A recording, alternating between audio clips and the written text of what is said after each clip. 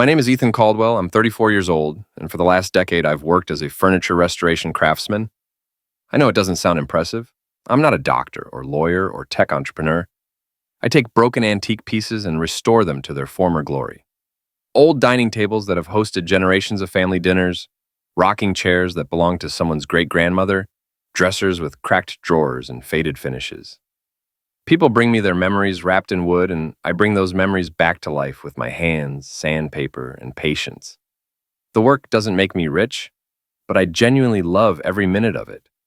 There's something deeply satisfying about taking something everyone else has given up on and making it whole again. My ex-wife, Victoria, who went by Tori, came from the kind of money most people only see in movies. Old family wealth, the kind where people summer in the Hamptons and winter in Aspen without thinking twice. Her father, Garrison Sterling, owns 4 luxury car dealerships spread across 3 states. The man's portfolio is worth tens of millions, and he makes absolutely certain everyone within earshot knows it. He's loud, aggressive, and has made it his personal mission to remind me at every possible opportunity that I wasn't good enough for his daughter. Her mother, Margot, is cut from the same expensive cloth, but operates with more subtlety. She delivers her insults wrapped in concern and politeness, which somehow makes them cut deeper. Their son, Kieran, is Tori's younger brother, 29 years old, never worked an honest day in his entire life, but somehow believes he has earned the right to mock people who actually use their hands for a living. Tori and I met 9 years ago at a county fair in late summer. I know it sounds like a Hallmark movie setup, but it really was one of those perfect evenings where the air smells like fried dough and everything feels possible. We stood by the Ferris wheel, talking for 4 straight hours, and she told me she'd never met anyone like me before. Back then, she genuinely seemed different from her family. She laughed easily at my stupid jokes. She didn't care that I drove a 15-year-old pickup truck held together with duct tape and prayer, or that my entire wardrobe came from thrift stores. She said she loved my hands, loved watching me work on projects, loved that I could create something beautiful from something everyone else saw as garbage. She told me there was something authentic about me, something real that she couldn't find in all the trust fund guys her parents kept parading in front of her. We fell for each other hard and fast. Maybe too fast, if I'm being honest with myself now. Within 2 years, we were getting married at the courthouse in a ceremony so small you could count the attendees on one hand. I couldn't afford the big wedding I wanted to give her, and I thought she understood that. Thought she valued what we had over some expensive party. Her parents barely bothered showing up. I should have recognized that as the massive red flag it was, but I was too stupidly in love to see it. My first meeting with Garrison Sterling happened at their house for what was supposed to be a casual family dinner.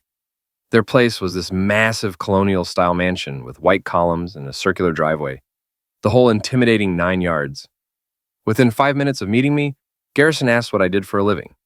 When I told him I restored antique furniture, he actually threw his head back and laughed like I'd delivered the punchline to the funniest joke he'd ever heard.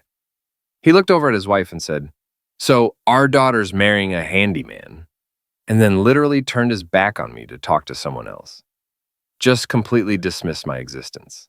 Margot gave me this tight-lipped smile and said, "How quaint," in a voice dripping with condescension that made the words sound like a diagnosis of terminal failure. Later, I overheard her pull Tori aside and ask if she was absolutely certain about her decision. Tori told me about it that night, and she was genuinely furious with her mother. She said she didn't care what they thought, that she loved me for exactly who I was. That was the woman I married. That was the Tori I fell completely head over heels in love with.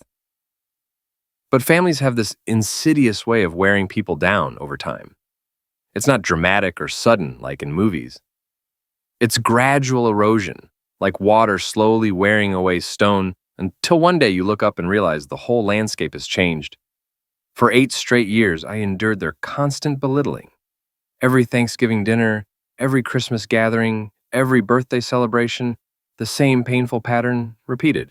Garrison would find increasingly creative ways to remind everyone at the table that I wasn't a real provider, that I was barely scraping by while real men built empires. He'd talk loudly about his country club friends whose sons-in-law were cardiac surgeons or corporate lawyers or executives at Fortune 500 companies, always with these pointed looks in my direction.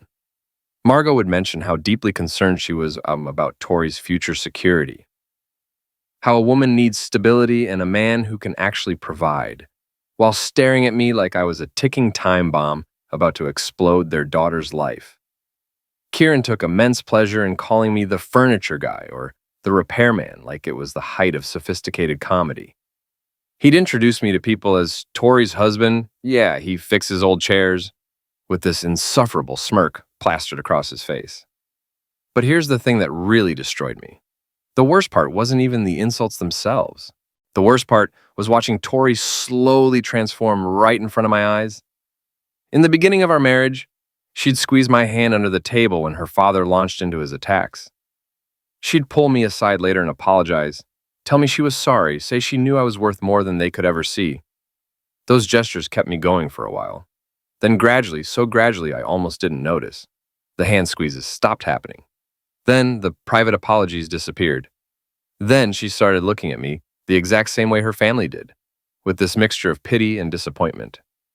By our 6th year of marriage, I felt like I was sharing a house with a complete stranger who was embarrassed by my existence. We barely had conversations anymore. She spent more time at her parents' estate than at our own home. When I worked up the courage to ask her what was wrong, she'd say nothing in this flat voice and walk away. I tried everything to salvage things. I took on additional projects, worked longer hours, pulled all-nighters in my workshop thinking, maybe if I could just earn more money, prove my worth somehow, things would magically improve. They didn't. They got worse. The night before Christmas Eve last year, I was walking down the hallway and overheard Tori on the phone with her mother. I stopped in my tracks when I heard her say, "I know, Mom. I should have listened to you from the beginning. You were right about him." She had absolutely no idea I was standing there in the shadows. I went to bed that night feeling like I was balanced on the edge of a cliff, just waiting for someone to give me that final push into the void. Now here's where the story takes a turn that even I didn't see coming. The only real family I ever had growing up was my mother, Catherine, who passed away when I was 25 from cancer, and her older brother, my uncle Silas. Silas Hartley lived in this modest cabin about an hour outside the city, deep in the woods where you could go days without seeing another human being. He wore flannel shirts in every season, old work boots with the leather cracking, jeans that had seen better decades. He drove a truck even more beat up than mine and never seemed to give a single damn what anyone thought of him. When I was a kid, I spent entire summers with him out in that cabin. He taught me everything worth knowing about working with wood, how to sand a surface until it's smooth as glass, how to match grain patterns, how to see the hidden potential in something everyone else had written off as garbage. That's where my passion for furniture restoration was born. Uncle Silas gave me that gift, and I've treasured it ever since. On my 18th birthday, Uncle Silas handed me something I didn't understand at the time. It was this matte black card, noticeably heavier than a normal credit card, with no logo, no bank name, no numbers visible anywhere. Just his name embossed in silver letters, Silas Hartley. I remember turning it over in my hands, confused by the weight and simplicity of it. I asked him what it was for, what I was supposed to do with it. He looked at me with these calm, knowing eyes that seemed to see right through me and said, "Keep this with you always, Ethan. Don't use it unless you truly need it. And when you do finally use it, they'll know exactly who you are." I pressed him for more explanation, tried to get him to elaborate, but he refused to say another word about it. He just smiled this mysterious smile and told me I'd understand everything when the time was right. I had absolutely no idea what he meant by any of it. For the next 16 years, I carried that card in my wallet, tucked behind my driver's license where it sat waiting. When Uncle Silas passed away 3 years ago from a heart attack, I held onto that card even tighter. It became the last physical connection I had to the man who'd shaped me more than anyone else in my entire life, a small piece of him I could carry in my pocket every single day. Now, fast forward to Christmas night last year, Tori and I drove to this outrageously expensive restaurant called the Lexington in complete silence. The kind of heavy silence that screams louder than any argument ever could. She wore the stunning red dress and diamond earrings her father had bought her for some occasion I wasn't important enough to remember.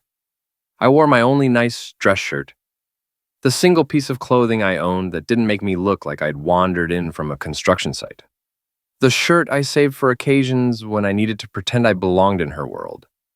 The Lexington is the kind of establishment that makes you feel underdressed regardless of what you're wearing. Massive crystal chandeliers hanging from ceilings that seem impossibly high. White marble floors polished to a mirror shine, reflecting soft golden light everywhere. Waiters in perfectly tailored suits moving between tables like trained ghosts. I had never belonged in places like this, and I knew it the second we walked through the doors. Garrison had reserved a private dining room for the Sterling family's annual Christmas dinner. When we arrived, the long table was already filling up with Sterlings and their various extended relatives and hangers-on. Aunts, uncles, cousins, business associates, social climbers. 42 people total. Every single one of them connected by blood or money to the man sitting at the head of the table, surveying his kingdom like some kind of corporate king.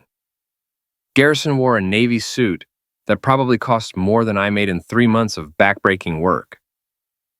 Margot sat beside him, draped in pearls and silk, her smile sharp enough to draw blood.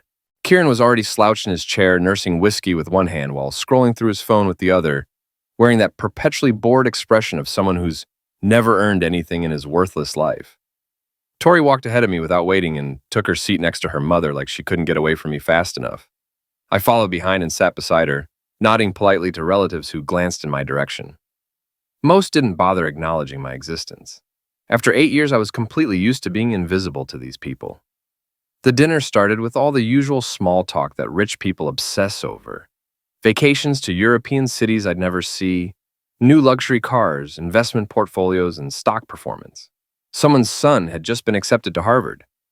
Someone else's daughter was engaged to a hedge fund manager pulling 7 figures. The conversation flowed around me like a river flowing around a boulder, and I just sat there, mechanically cutting my appetizer into small pieces I didn't actually taste. Then Garrison turned his full attention directly to me. "Ethan!" he announced loudly enough for everyone within 50 feet to hear. "How's the furniture business going? Fix anything particularly exciting this year?" A few people chuckled on cue like trained seals. I forced the smallest possible smile and said it had been a good year, steady work coming in. Garrison leaned back in his chair, swirling his wine dramatically. "Steady? That's such a diplomatic way of saying you're barely keeping your head above water, isn't it?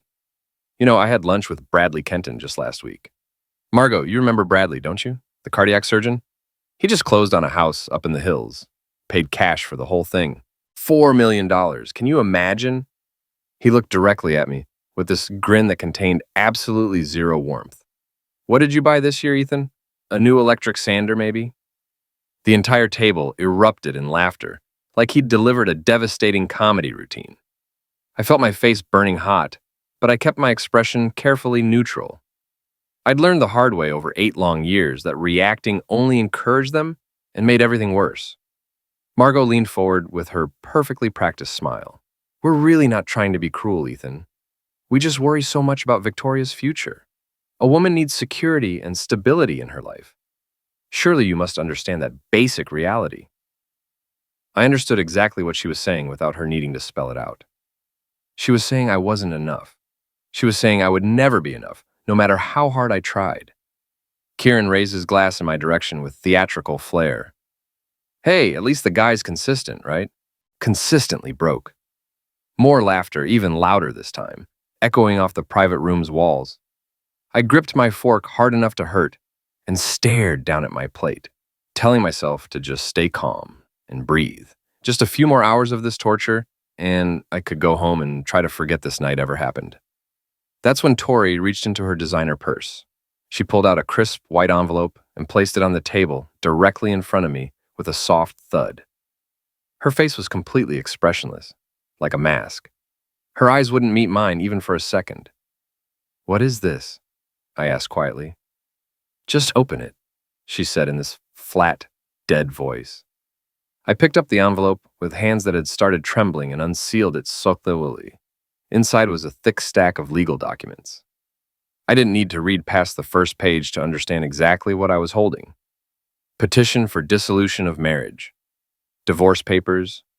Signed and dated 2 weeks earlier while I'd been completely oblivious. My hands were shaking visibly now. I looked at Tori, desperately searching her face for something, anything that resembled the woman I'd fallen in love with at that county fair 9 years ago. "You're divorcing me? You're doing this on Christmas?" She still refused to look at me. "I've made my decision, Ethan. I should have done this years ago. My father was right about everything. You're never going to be anything." Those words hit me like a sledgehammer to the chest. I couldn't breathe. I couldn't think straight. Garrison slammed his palm down on the table, hard enough to rattle the silverware, grinning like a general who'd just won a decisive war. Finally! My daughter has finally come to her senses. He raised his wine glass high in the air. Ethan, I'm feeling generous, so I'll give you until February to collect whatever pathetic belongings you have from the house. After that, you'll be out on the street where you belong, homeless by February. Now that has a really nice ring to it, doesn't it? He turned to address the entire table with dramatic theatrical flair. Ladies and gentlemen, I'd like to propose a toast to Victoria's freedom from this massive mistake. Glasses rose all around the table in unison. 42 people raised their drinks and applauded enthusiastically.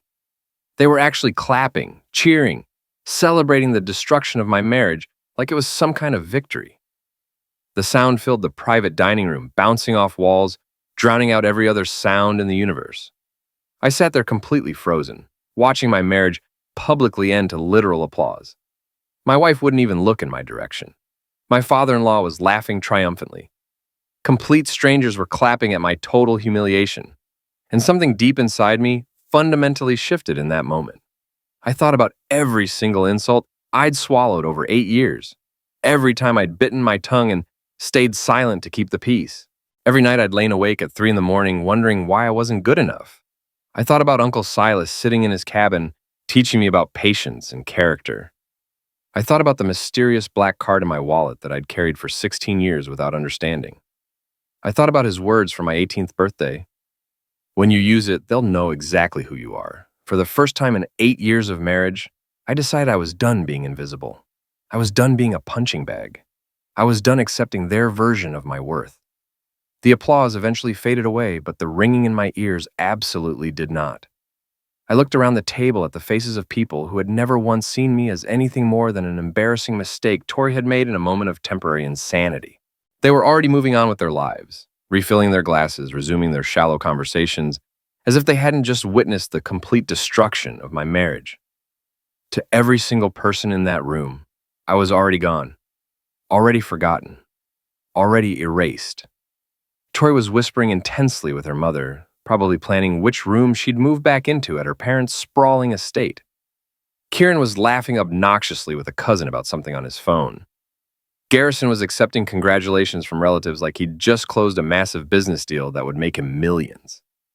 I folded the divorce papers carefully and deliberately and slipped them into my jacket pocket. My hands were steady now, completely still. The trembling had stopped entirely. Something cold and crystalline clear had settled over me like a blanket. I wasn't angry anymore. I wasn't sad. I was simply done with all of it. A waiter approached our end of the table, a young professional man with a polished smile and immaculate demeanor. He began efficiently collecting empty plates, moving silently between guests with practiced grace. I raised my hand to get his attention. "Excuse me, He turned to me immediately with polite attentiveness. "Yes, sir. How may I be of service?" "I'd like to pay for the table," I said clearly and calmly. "The entire table. Every single check." The waiter blinked in surprise. His professional smile faltered slightly. "Sir, I should mention this is a party of 42 guests. The bill will be quite substantial. We're talking several $1,000s at minimum, possibly much more." I nodded once. I completely understand. Garrison's voice sliced across the table like a razor blade. "What the hell are you doing, Ethan?" I didn't look at him. I kept my eyes locked on the waiter in front of me. Garrison let out that booming, condescending laugh I'd heard 1,000 times before. Did everyone hear that? Ethan wants to pay for dinner. The man who fixes broken chairs for a living wants to pick up a tab that's probably more than he makes in half a year. The table rippled with cruel laughter again. Kieran nearly choked on his drink from laughing so hard. Oh man, maybe he's planning to wash dishes in the back. Work off his massive debt, one greasy plate at a time. Margot shook her head slowly with exaggerated sympathy. "Ethan, dear, there's really no need to embarrass yourself any further than you already have. We all understand your financial situation perfectly well." Tori finally looked directly at me for the first time all night. Her expression was pure confusion mixed with irritation. "Ethan, stop this right now. This is beyond pathetic. You're just making everything harder than it needs to be." I reached into my back pocket and pulled out my wallet slowly. Old cracked leather, worn thin at the edges from over a decade of use.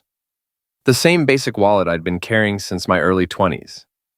I opened it carefully and found the black card sitting exactly where it had always been, tucked securely behind my driver's license, patiently waiting for this precise moment. I pulled it out and held it in my hand for a long moment. The weight of it felt completely different now than it ever had before. It felt like an answer to a question I'd been asking my entire adult life. I handed it to the waiter without ceremony. "Use this card." The waiter accepted the card with his standard professional courtesy. He glanced down at it casually, the exact same way he probably glanced at hundreds of credit cards every single night of his working life. Then he stopped moving entirely.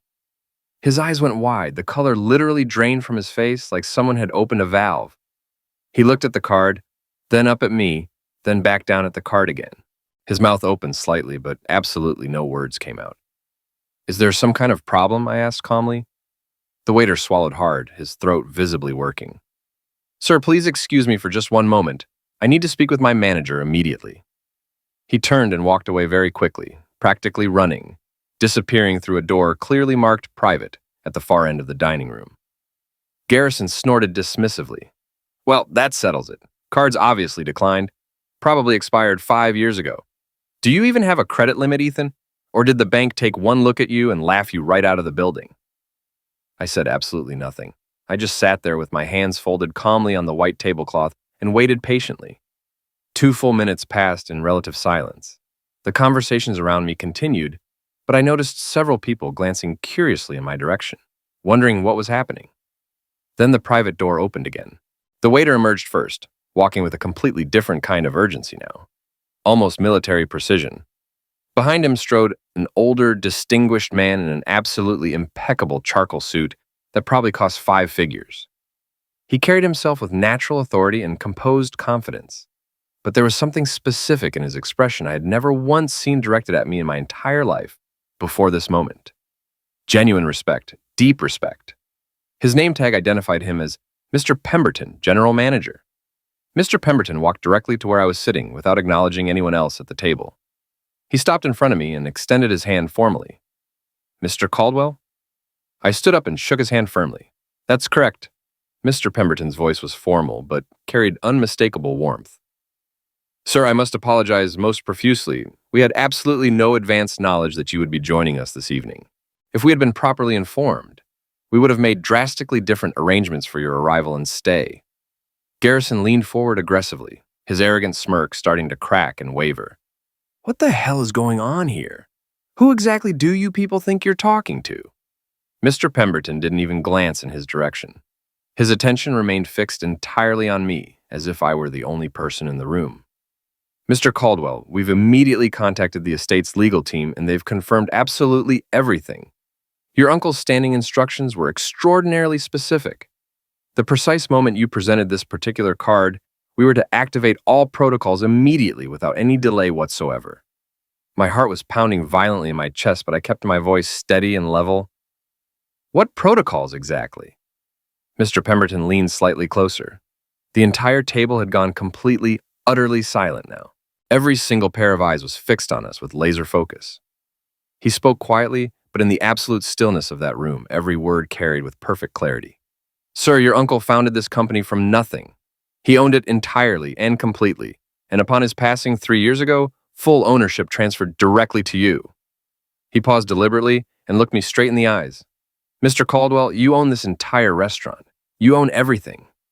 The silence that followed was unlike anything I've ever experienced in my life. It wasn't just quiet. It was the complete, total absence of all sound, as if the air itself had frozen solid. I watched the reactions ripple across the table like a devastating shockwave hitting a shoreline. Garrison's champagne glass stopped dead halfway to his lips. His mouth hung open stupidly, his face trapped somewhere between utter confusion and complete disbelief.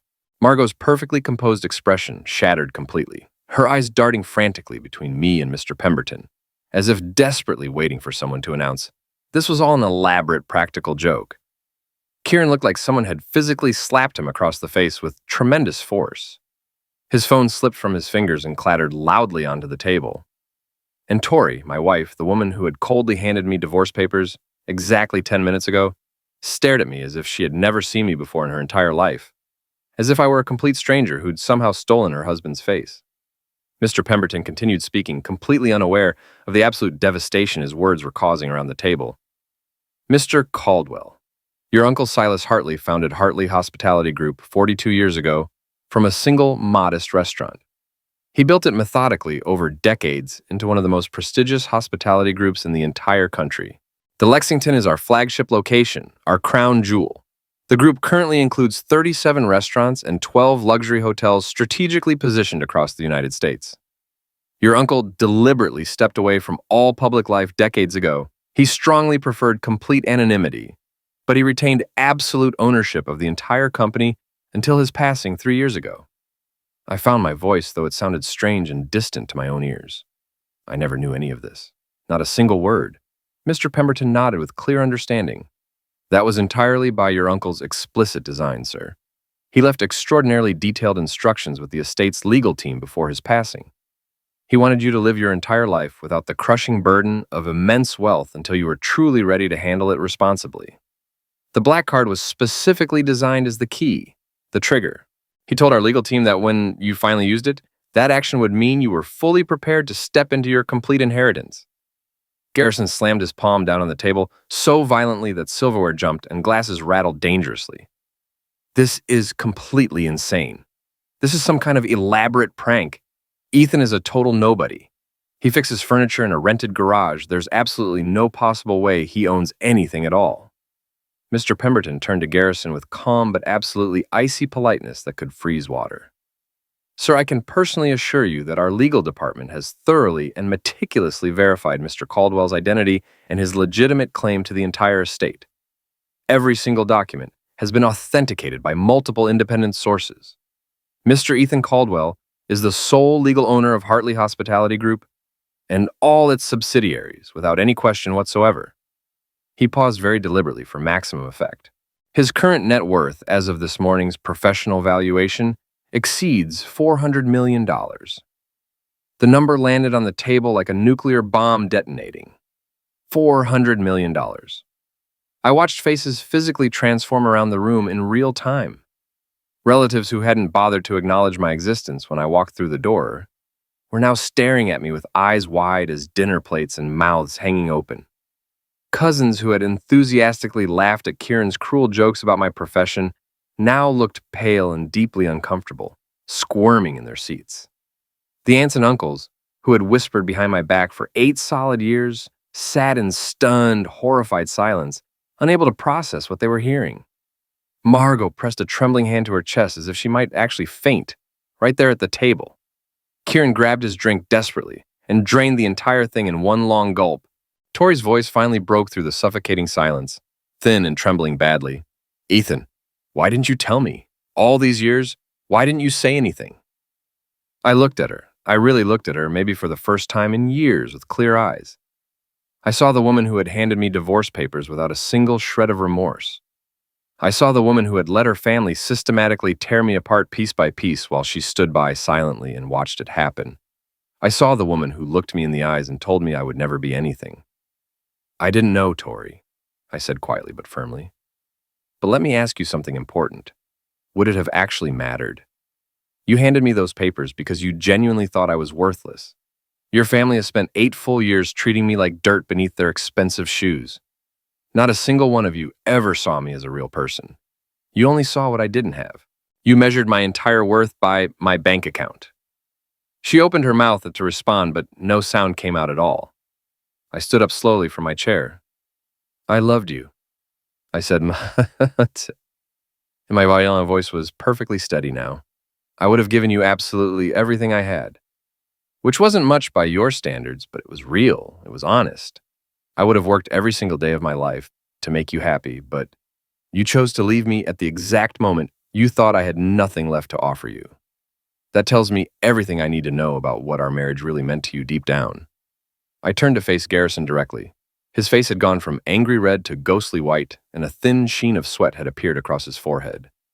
"You told me I'd be homeless by February," I said clearly. "That's genuinely interesting, Garrison, because according to the property records Mr. Pemberton's team just confirmed, Hartley Properties holds the primary lease on the building where your dealership headquarters is currently located. That means I'm actually your landlord. Garrison's jaw tightened visibly. He said absolutely nothing. So let me make something very clear right now, I continued calmly. You will be out of that building by February 1st. Consider it a parting gift from the nobody who fixes chairs for a living. I picked up my coat from the back of my chair and slipped it on slowly. Mr. Pemberton, please send tonight's complete bill directly to my office. The entire dinner for all 42 guests is on me. Consider it my final gift to the Sterling family, a permanent reminder of the man they all thought was worthless. I turned and walked steadily toward the exit.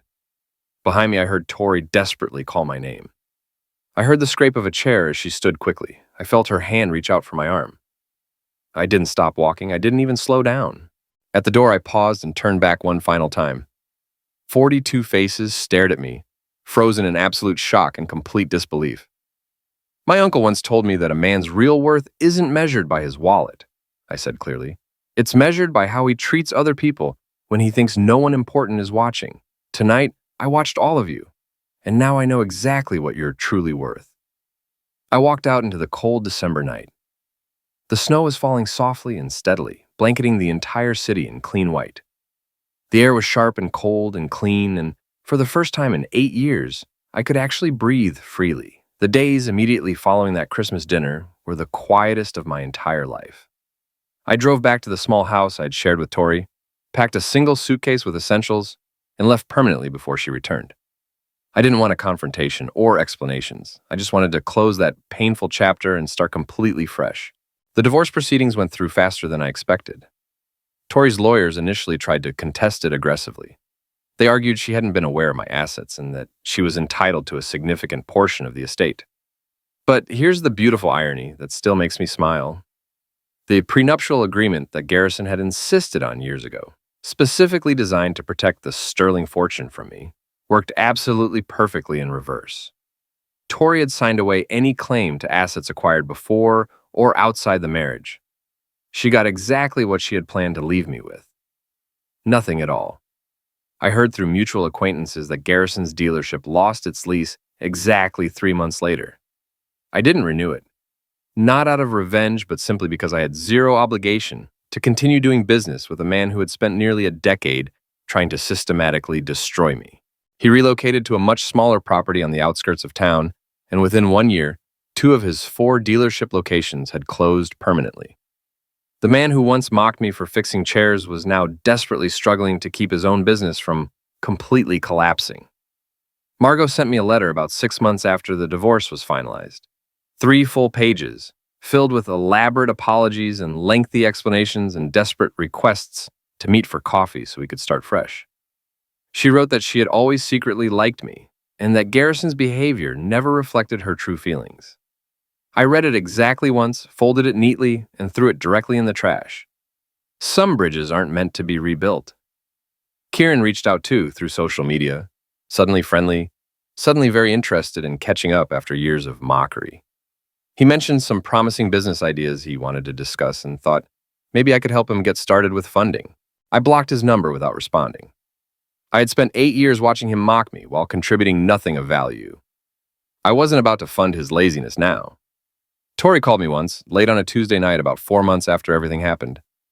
Her voice was soft and broken, nothing like the cold woman who had slid those papers across the table. She said she had made a terrible mistake. She said she didn't realize what she had. She said she still loved me and asked if there was any chance we could try again. I let her finish speaking without interrupting. Then I told her the truth as clearly as I could. You had everything, Tori. You had a husband who loved you and would have done absolutely anything for you. That was worth infinitely more than money could ever be. But you couldn't see it, and I can't unsee the way you looked at me when you thought I had nothing. I hung up and never spoke to her again. I took over operations of Hartley Hospitality Group, but not in the way most people expected. I didn't sit in a corner office barking orders. I visited every restaurant personally. I walked through every hotel. I learned names of people who actually worked there. From chefs to housekeepers to valets, I remembered birthdays. I asked about families. I became the kind of leader Uncle Silas would have been proud of. I still restore furniture every weekend. I kept my workshop and still take on projects when I have time.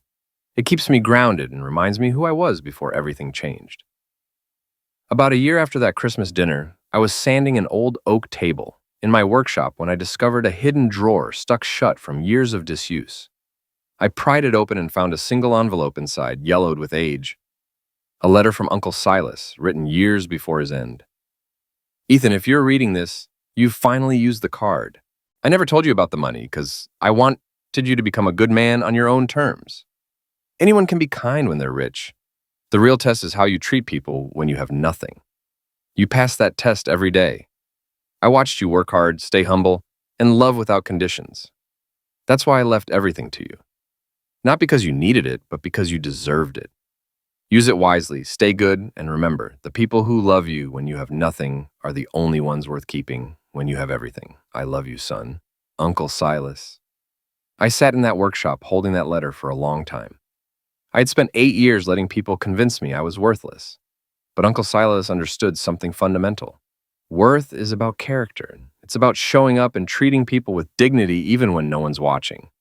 That Christmas dinner changed my life forever. Not because I became wealthy, but because I finally understood that the people who mocked me were the ones truly poor. They had money and status, but no integrity, no loyalty, no real love. If you're out there feeling invisible, feeling like you're not enough, feeling like the world has written you off, hear me. Your worth isn't determined by people who underestimate you. Keep going. Stay true to who you are. Your moment is coming. And when it does, make sure you're still the person who deserved it.